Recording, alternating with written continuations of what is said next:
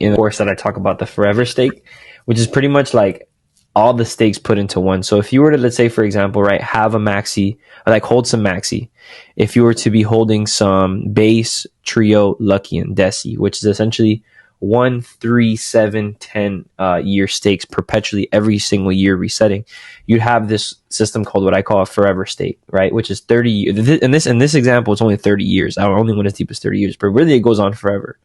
Where, for example, right, because these are perpetual stake, they go on forever. So unless you sell them, right, unless you sell them, you're not going to get any rewards from them. But if you just keep them there, right, and you got them at the base rate on day one, which is one hex for one base, 1 hex for 1 trio, 1 hex for 1 lucky, 1 hex for 1 desi, right? If you were to do that, you would essentially off the bat create this massive stake that over time would earn you yield. So, year 1, you'd get your base. Year 2, you'd get your year 3, you'd get your base and your trio. Then years 4, 5, you get base.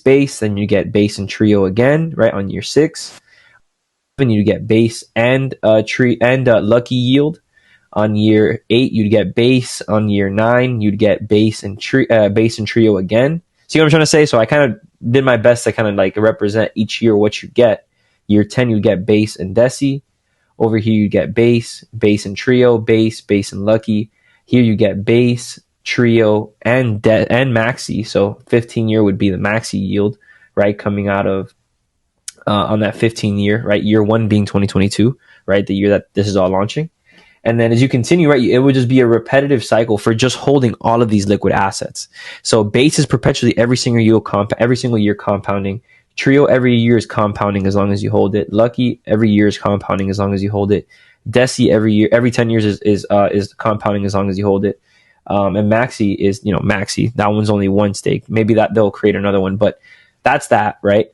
And then you're also, right, as a team staker. So if you own Maximus right now, if you actually get some team tokens, you're going to be earning yield in Hedron, Maxi, and Hex throughout all of this from being a team staker. So this is all liquid. This has nothing to do with locking up your assets. It's literally just you earning yield through liquid holding of every single one of these assets. So this is something that I've been teaching my team about and teaching them how to focus on, because if you just use this idea of having a forever perpetual stake, right, where this DAO system is just doing it for you, and it's all sitting in a liquid asset, you don't have to worry about anything. You don't have to worry about locking up. You don't have to worry about nothing. You're getting all the maximum benefits of essentially a hex stake, but leveraging the Maximus DAO system, right, and the perpetual motion that it has, restaking all this money for everyone. So it's technically like you have one person controlling all that hex that was put in from day one.